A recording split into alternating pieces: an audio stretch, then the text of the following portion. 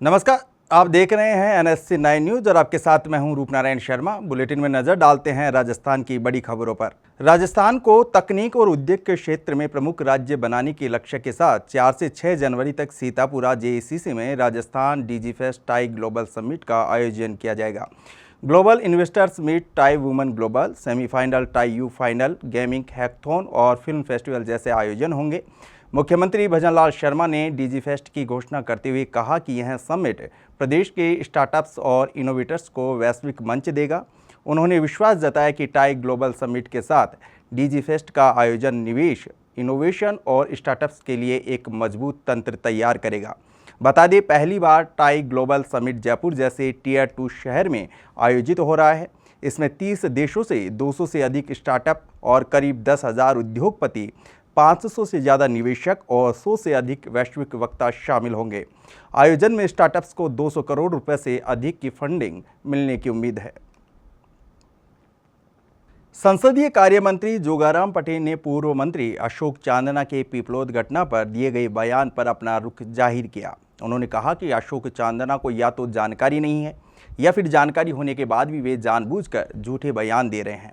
पटेल ने कहा कि पीपलोद में हुई दुर्भाग्यपूर्ण घटना पर राज्य सरकार संवेदनशील है। राज्य सरकार ने प्रत्येक मृतक छात्रों के परिजनों को 12 लाख रुपए की सहायता और संविदा पर चिकित्सा विभाग में नौकरी दी है। साथ ही ज़्यादा गंभीर बच्चों और उनके परिजनों को 1,36,000 रुपए और साधारण घायलों को 75,000 की सहायता दी है। अंता उपचुनाव में आज नगर पालिका अंता के पार्षदों की बैठक में सभी पार्षदों ने हमारे प्रत्याशी को अधिक मतों से जिताने का संकल्प लिया। पूर्व मंत्री अशोक जी चांदना ने गलत बयान दिया है।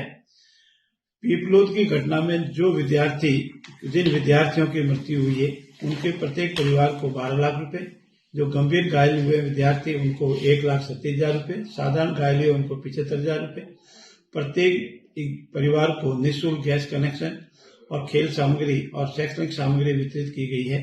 भवन निर्माण हेतु 11 लाख रुपए की राशि भी विद्यालय परिवार को दी गई है। ऐसी स्थिति में गलत बयान देना ठीक नहीं है। इस उपचुनाव में हम अधिकतम मतों से जीतेंगे। हमारे कार्यकर्ताओं की मेहनत और जनता के रुझान से हमें पूर्ण विश्वास है कि इस बार भाजपा का कमल का फूल भारी मतों से खिलेगा। राजस्थान विधानसभा अध्यक्ष वासुदेव देवनानी की पत्नी इंदिरा देवी की तबीयत बुधवार सुबह अचानक खराब होने के बाद उन्हें जयपुर स्थित सवाई मानसिंह अस्पताल ले जाया गया। अस्पताल के इमरजेंसी वार्ड में पहुंचते ही डॉक्टरों की टीम ने उनकी शुरुआती जांच की। स्थिति की गंभीरता को देखते हुए तुरंत ICU में शिफ्ट कर दिया गया। देवनानी ने भी SNS अस्पताल पहुंचे और डॉक्टरों से पत्नी के स्वास्थ्य को लेकर जानकारी मांगी। देवनानी के अस्पताल पहुंचने की खबर मिलते ही कई बड़े नेताओं और प्रशासनिक अधिकारियों का अस्पताल में आना जाना शुरू हो गया। अस्पताल प्रशासन ने फिलहाल उनकी स्वास्थ्य स्थिति पर कोई आधिकारिक बयान जारी नहीं किया है, लेकिन डॉक्टर पूरी तरह से उनकी निगरानी में लगे हुए हैं। शिक्षा और पंचायती राज मंत्री मदन दिलावर कांग्रेस कार्यकाल में हुए भ्रष्टाचार के मामलों को लेकर सख्त होते दिखाई दे रहे हैं। दिलावर ने कहा कि पूर्व मुख्यमंत्री अशोक गहलोत के कार्यकाल में कांग्रेस सरकार के पिछले 5 साल भ्रष्टाचार की भेंट चढ़ गए। 12 जिले के उपचुनाव में भी कांग्रेस के भ्रष्टाचारी चुनाव लड़ रहे हैं, लेकिन मुख्यमंत्री भजनलाल शर्मा के कार्यकाल में भ्रष्टाचारियों की खैर नहीं। हमारी सरकार भ्रष्टाचार में लिप्त दोषियों को कड़ी सजा देगी। मीडिया से बातचीत करते हुए दिलावर ने कांग्रेस शासन में दिव्यांगता प्रमाण पत्र गड़बड़ी मामले और दूसरे अन्य मुद्दों पर बेबाकी से अपनी राय रखी। कांग्रेस का राज जब रहा, जब मुख्यमंत्री अशोक जी गहलोत थे, तो आपको जानकारी होगी भ्रष्टाचारियों का बोलाबाला था। भ्रष्टाचारी अकेले मिलकर खाते थे ऐसा नहीं था। कांग्रेस के बड़े दिग्गज नेताओं की भी मिलीभगत उसमें थी और उसके कारण से इतने बड़े घोटाले होते थे। आपको जानकारी होगी सिरोही जिले में एक ऐसा प्रकरण सामने आया है कि जहां के CMHO ने 19 से लगाकर 2024 तक जो दिव्यांगता प्रमाण पत्र बनाए,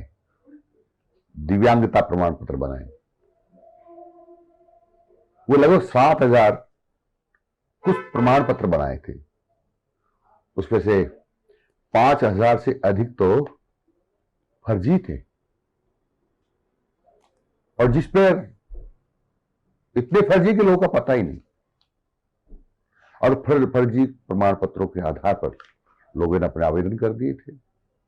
लेकिन जब सुगबुगाहट हुई और लगा कि फर्जी प्रमाण पत्र हैं और सरकार ने जांच प्रारंभ की, माननीय भजन लाल जी शर्मा के नेतृत्व वाली सरकार ने निर्देश दिए अधिकारियों के, तो फर्जी प्रमाण पत्र वालों के तोते उड़ गए। कई तो अपनी परीक्षा देने ही नहीं आए। भारतीय जनता पार्टी की सरकार माननीय भजन लाल जी शर्मा के नेतृत्व में भ्रष्टाचार बिल्कुल भी पसंद नहीं करती है और भ्रष्टाचारियों को कड़ी से कड़ी सजा देती है। और इसीलिए एसओजी प्रकरण दे दिया है। अब जेल जाएंगे बहुत सारे लोग। राजकॉम के एक अधिकारी, तत्कालीन उपनिदेशक दीक्षित जी ने तो कमाल ही कर दिया।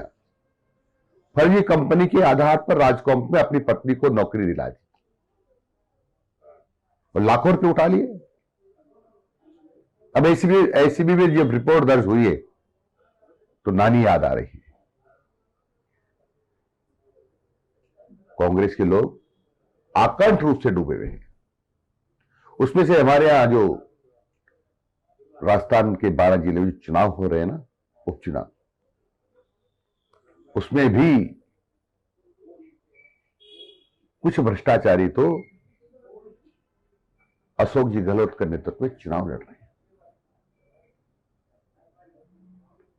अब भ्रष्टाचारियों की खेर। इन दिनों राजस्थान में अंता विधानसभा उपचुनाव अपनी चरम पर है। निर्दलीय नरेश मीणा ने इस चुनाव को न सिर्फ त्रिकोणीय बना दिया है बल्कि इसे रोमांचक भी बना दिया है। बीते दिनों नरेश ने सोशल मीडिया के माध्यम से आम आदमी पार्टी सुप्रीमो अरविंद केजरीवाल से समर्थन की मांग की थी और उन्हें सफलता भी मिली। केजरीवाल के समर्थन के बाद अब अंता का चुनाव और भी रोचक हो गया। आपके पूर्व प्रदेश अध्यक्ष नवीन पालीवाल समेत तमाम पार्टी नेताओं ने सोशल मीडिया के माध्यम से नरेश के समर्थन में प्रचार करने का ऐलान किया। अंता उप विधानसभा चुनाव में निर्दलीय प्रत्याशी व सामाजिक कार्यकर्ता श्री नरेश मीणा जी ने आज आम आदमी पार्टी के राष्ट्रीय संयोजक व दिल्ली के पूर्व मुख्यमंत्री श्री अरविंद केजरीवाल से राजस्थान में भाजपा और कांग्रेस की भ्रष्ट राजनीति को बदलने के लिए समर्थन मांगा है। श्री अरविंद केजरीवाल जी ने सोशल मीडिया प्लेटफॉर्म एक्स के माध्यम से नरेश मीणा जी को पूर्ण समर्थन दिया है और उन्होंने कहा है कि आप राजस्थान में भाजपा और कांग्रेस की जो भ्रष्ट व्यवस्था के खिलाफ लड़ाई लड़ रहे हैं उसमें राजस्थान के आम आदमी पार्टी के सारे कार्यकर्ता आपके साथ तन मन धन से सहयोग करेंगे। मैं आम आदमी पार्टी जिला करौली राजस्थान पूर्व करौली जिला अध्यक्ष मदन मोहन राजौर आज मेरे राजनीतिक गुरु और हमारे आम आदमी पार्टी के राष्ट्रीय संयोजक एवं दिल्ली के पूर्व मुख्यमंत्री अरविंद केजरीवाल जी का धन्यवाद देना चाहता हूं कि आज उन्होंने एक किसान के बेटे जो अंता विधानसभा उपचुनाव में निर्दलीय उम्मीदवार नरेश मीणा जी, उनके समर्थन में अपना पूरा पार्टी का समर्थन दिया है और ये विश्वास दिया है कि किसान कौम के लिए उनका हमेशा त्याग और अर्पण रहेगा। बीकानेर के राजकीय पॉलिटेक्निक कॉलेज मैदान में आज आरएलपी महारैली का आयोजन करेगी। नागौर सांसद और पार्टी सुप्रीमो हनुमान बेनीवाल की अगुवाई में आज लाखों कार्यकर्ता जुटेंगे। बता दी आरएलपी का 7वां स्थापना दिवस है।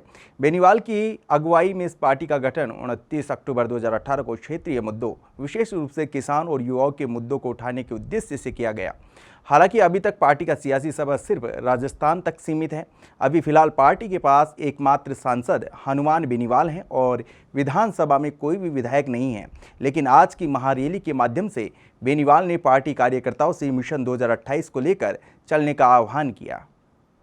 पंचायत निकाय चुनाव को लेकर पीसीसी चीफ गोविंद सिंह डोटासरा ने एक बार फिर भजनलाल सरकार पर निशाना साधा है। उन्होंने कहा कि भाजपा सरकार ने सुनियोजित साजिश के तहत पंचायत निकाय चुनाव जनप्रतिनिधियों का अधिकार बजट छीनने और वोट चोरी करने के लिए एसआईआर की घोषणा करवाई है, जिससे न चुनाव करवाना पड़े और न इनके कुशासन की पोल खुले और इनकी पर्ची बरकरार रहे। डोटासरा ने कहा, नियम के मुताबिक जिस राज्य में चुनाव लंबित होता है वहाँ एसआईआर की घोषणा नहीं होती। डोटासरा ने कहा, राजस्थान में भी बीजेपी वाले एसआईआर और वोट चोरी के जरिए गांव की सरकार बनाना चाहते हैं, लेकिन इनकी चोरी पर हम पूरी पहरेदारी कर रहे हैं और इन्हें कामयाब नहीं होने देंगे। एसआईआर राज्य सरकार ने, भारतीय जनता पार्टी ने, इस डबल इंजन की सरकार ने नगर निकाय और पंचायती राज के जनप्रतिनिधियों का अधिकार और बजट दोनों छीनने के लिए और वोट चोरी करने के लिए ये एसआईआर की घोषणा की गई है, जिससे न तो बांस रहे न बांसुरी, न चुनाव कराना पड़े, न इनके पोत और माजने सामने आए, जिससे इनकी परछरी बरकरार रहे। क्योंकि इन्होंने 2.25 साल में एक धेले का काम किया नहीं, 1 रुपए का काम किया नहीं। लिखित में दिया है कि हमारे यहाँ पंचायती राज और नगर निकाय के चुनाव इस वर्ष फरवरी से पहले नहीं हो रहे हैं, आप इसकी एसआईआर कर दीजिए, वरना चुनाव आयोग का नियम है कि जिस स्टेट में चुनाव होते हैं वहां पर एसआईआर नहीं होती है। मैं पूछना चाहता हूं कि जब चुनाव ड्यू हैं तो आपने किस आधार के ऊपर भारत सरकार के माध्यम से निर्वाचन आयोग को कैसे लिख के दिया कि हमारे यहाँ चुनाव पेंडिंग नहीं है? इनके मंत्री कभी कहते हैं, गहलोत साहब जो कमेटी के मेंबर हैं वो कहते हैं नवंबर में करा देंगे, खर्रा साहब कहते हैं दिसंबर में करा देंगे, फिर कह रहे हैं जनवरी में करा देंगे। अब जो स्थिति निकल करके आई है वो ये आई है कि 7 फरवरी तक तो चुनाव आयोग की तरफ से आपकी वोटर लिस्ट फ्रीज है, यानी आप कुछ भी काम नहीं कर सकते उसके आधार पर। जितने भी कार्मिक हैं वो एसआईआर में लगेंगे, यानी ओबीसी आयोग में भी आप किसी तरीके का कोई संसाधन, मैन पावर उनको नहीं दोगे जिससे वो काम कर सके। दोनों काम आप नहीं कर पाओगे। जब दोनों काम नहीं कर पाओगे, फरवरी में बजट आ जाएगा और उसके बाद में आप जुलाई अगस्त से पहले किसी भी सूरत में वार्डों का परिसीमन, पंचायत राज के इकाइयों का नोटिफिकेशन और ओबीसी की गणना और लॉटरी का सिस्टम और वोटर लिस्ट उनके वार्डों के मुताबिक और पंचायत राज में उसकी पंचायत समिति मेंबर और वार्डों के मुताबिक नहीं कर पाओगे। सोची समझी साजिश के तहत, क्योंकि इनका एक ट्रेंड है कि वोट चोरी करो और राज करो। हमारे नेता राहुल जी स्पष्ट रूप से कहते हैं, ये प्रमाणित होता है कि गलत जहां भी चुनाव हो, गलत वोट जुड़वाओ और कांग्रेस के या बीजेपी के विपक्ष में जो वोटर है उस कम्युनिटी के ज्यादा से ज्यादा वोटों को काट करके उनको वोट को काटो। आपने बिहार में देखा 65 लाख लोगों के, गरीबों के वोट काटे गए।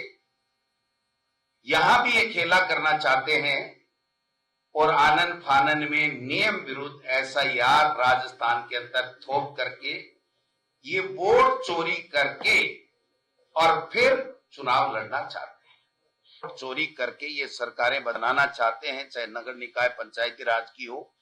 लोकसभा में जैसे वोट चोरी करके बनाया, महाराष्ट्र हरियाणा में इन्होंने वोट चोरी करके बनाया। हमने पूरी कमर कस रखी है, इनका जवाब देंगे। हमने पूरे के पूरे 52,000 में से 51,000 बीएलए बना दिए, 1,000 बाकी हम 2 दिन के अंदर अंदर बना देंगे। हर बूथ के ऊपर हमारा बीएलए होगा। हम लोग 200 विधानसभा क्षेत्रों में 200 ऑब्जर्वर इस एसआईआर की मॉनिटरिंग के लिए, निगरानी के लिए, इनकी बेईमानी पकड़ने के लिए आज ही हम लोग लगा रहे हैं। वो सब लोग जाकर के वहां बैठेंगे और बैठने के बाद में इस एसआईआर में धांधली इनको नहीं करने देंगे। और वो एक कहावत है कि बकरे की मां कब तक खैर मनाएगी, एक दिन तो उसको कटना है। तो ये कब तक खैर मनाएंगे? पंचायती राज चुनाव, नगर निकाय चुनाव इनको कराने पड़ेंगे और जिस दिन कराएंगे इनके पोत सामने आ जाएंगे, इनकी पोल खुल जाएगी और इनका नकाब उतर जाएगा कि जो ब्यूरोक्रेसी के माध्यम से तांडव नृत्य और भ्रष्टाचार का आलम इन्होंने चला रखा है। राजस्थान विधानसभा नेता प्रतिपक्ष और कांग्रेस के दिग्गज नेता टीकाराम जूली ने बीजेपी सरकार पर बच्चों की स्कूल ड्रेस के लिए कम अमाउंट देने और जाति भेदभाव करने का आरोप लगाया है। जूली ने सोशल मीडिया पर वीडियो शेयर करते हुए लिखा, बीजेपी ने चुनाव पूर्व वादा किया कि बच्चों को स्कूल ड्रेस के लिए 1200 रुपये देंगे, लेकिन अब बीजेपी सरकार बनने पर केवल 600 रुपये दिए जा रहे हैं। इसमें भी जनरल और ओबीसी वर्ग के गरीब बच्चों को छोड़ दिया गया। जूली ने सवाल उठाया कि क्या जनरल ओबीसी समुदाय में गरीब बच्चे नहीं हैं? कांग्रेस सरकार सभी बच्चों को 2 ड्रेस के कपड़े और सिलाई के लिए 200 रुपये देती थी और अब 600 रुपये में 2 जोड़ी ड्रेस कैसे आएंगी? आज वापस एक भाजपा की सच्चाई आप लोगों के सामने लेके आया हूं और विशेष रूप से इन नन्हे मुन्ने बच्चों को जिनको हम विद्यालय में भेजते हैं अच्छी शिक्षा के लिए, उनके लिए जो वादा इन लोगों ने किया था, क्योंकि न तो अभी टीचर दे पाए हैं, मैंने लास्ट टाइम आपसे बात की थी, और बिल्डिंगों का जो हाल है वो तो आप लोगों के सामने ही है। लेकिन एक और वादा जो इन्होंने अपने घोषणा पत्र के अंदर किया था कि हम 1200 रुपये इन बच्चों को देंगे ड्रेस के लिए। हमारे समय में हम 2 जोड़ी ड्रेस और उसके साथ 200 रुपये सिलाई के लिए हम देते थे। उस समय भारतीय जनता पार्टी के लोग ये बात कहते थे कि 200 रुपये में सिलाई कहाँ से होगी। हमारे 200 रुपये इन लोगों को कम लगते थे 2 ड्रेस के अलावा। लेकिन अब ये मैं आपको ऑर्डर दिखाता हूँ। ये ऑर्डर राजस्थान सरकार का है, जिसके अंदर मात्र 600 रुपये ड्रेस के लिए ये लोग दे रहे हैं, जिसमें सिलाई भी आ गई और ड्रेस भी आ गई। अब आप लोग बताइए कि 600 रुपये में किस प्रकार से बच्चे अपनी ड्रेस खरीदेंगे। और एक बात सुनिए, हमारे समय में हम सभी बच्चों के लिए ड्रेस की व्यवस्था करते थे, लेकिन आज ये लोग क्या कर रहे हैं, सिर्फ SC, ST और BPL के जो बच्चे हैं उन्हीं के लिए ये प्रावधान किया गया है। तो आपने SC, ST, BPL के साथ साथ जो हम OBC को और EWS को जो सहायता देते थे वो आपने बंद कर दी, क्योंकि OBC की से तो आपको परहेज है ही। लेकिन जनरल कास्ट के अंदर भी, चाहे ब्राह्मण हो, वैश्य हो, राजपूत हो, इन समाज के अंदर भी तो गरीब बच्चे हैं। तो उन लोगों के प्रति आपकी कोई जवाबदेही या जिम्मेदारी नहीं है। आप उनका हक कैसे कट कर सकते हो? संविधान के अनुरूप भी उनको EWS का आरक्षण दिया गया है, लेकिन आप लोगों की सोच वही है कि गरीब को मारो और अमीर को और बड़ा करो। मैं मुख्यमंत्री जी आपसे निवेदन करना चाहूँगा, अपील करना चाहूँगा, या तो वादा कीजिए मत, और वादा किया है 1200 का तो सभी बच्चों को, SC है, ST है, BPL है, EWS है, OBC है, सबको आप ये मदद मुहैया कराइए। ये निवेदन मैं आप लोगों से करना चाहूँगा। और इस प्रकार से जो आप डबल इंजन की सरकार का जो वादा था, एक तरफ आप कहते हो पैसे की कोई कमी नहीं है, तो फिर इन छोटी छोटी योजनाओं पर आप कैची क्यों चलाते हो? इन बच्चों का जो भविष्य है उसको बनाने का काम कीजिए, इन बच्चों को आर्थिक मदद दीजिए, ताकि ये बच्चे आने वाले समय में इस राजस्थान का और इस देश का नाम रोशन कर सके। मुझे पूरी उम्मीद है आप मेरी बातों पे जरूर गौर करेंगे और इस पे विचार करते हुए बच्चों के लिए आप ये घोषणा करेंगे कि हम 600 रुपये नहीं 1200 रुपये बच्चों को देंगे, और OBC और EWS जनरल वर्ग के लिए भी आप जरूर इस बजट के अंदर जो आपने वादा किया था, घोषणा पत्र में वादा किया था, उसको आगे बढ़ाते हुए उन बच्चों को ये राशि देने का काम करेंगे। 2 नवंबर को होने वाली वीडियो भर्ती परीक्षा 2025 को लेकर उम्मीदवारों के लिए जरूरी जानकारी जारी की गई है। RSSB ने वीडियो भर्ती परीक्षा 2025 के लिए CT इंटीमेशन स्लिप ऑफिशियली जारी कर दी है। परीक्षा में शामिल होने जा रहे कैंडिडेट RSSB की ऑफिशियल वेबसाइट पर देख सकते हैं। आपको बता दिए हैं, एक ऐसी स्लिप है जो एग्ज़ाम से पहले अभ्यर्थी के लिए जारी की जाती है, जिसमें अभ्यर्थी का नाम, रोल नंबर, पोस्ट का नाम और एग्ज़ाम सिटी जैसी डिटेल्स शामिल होती हैं। इस स्लिप के जरिए वे एग्ज़ाम डेट से पहले एग्ज़ाम के शहर की जानकारी ले सकते हैं। बता दी ये परीक्षा 2 नवंबर 2025 को राजस्थान के अलग अलग सेंटर्स पर ऑफलाइन मोड में होगी। इसकी मदद से 850 पद भरे जाएंगे। बीसलपुर बांध को जयपुर, अजमेर और टोंक की लाइफ लाइन कहा जाता है। पिछले 21 सालों से करोड़ों लोगों की प्यास बुझा रहा है। बीसलपुर बांध अगले 3 से 4 सालों तक सामान्य मानसून में भी जनता की प्यास बुझाता रहेगा। दरअसल 2025 का मानसून बीसलपुर बांध के लिए नया रिकॉर्ड बना गया। साल 2004 में पहली बार जुलाई में गेट खोलकर पानी निकाला गया था और अब 21 साल बाद 24 जुलाई को इस बांध के गेट खोले गए थे। बता दें, नवंबर महीने में इस बांध के पानी की निकासी का रिकॉर्ड भी इसी साल दर्ज होगा। बांध से पिछले 90 दिनों तक 130 टीएमसी से ज़्यादा पानी की निकासी बनास में हो चुकी है और अगले 10 से 15 दिनों तक बांध में पानी की आवक को देखते हुए पानी निकासी की संभावना जताई जा रही है। फिलहाल इस बुलेटिन में इतना ही। आप देखते रहिए NSC 9 न्यूज़। नमस्कार।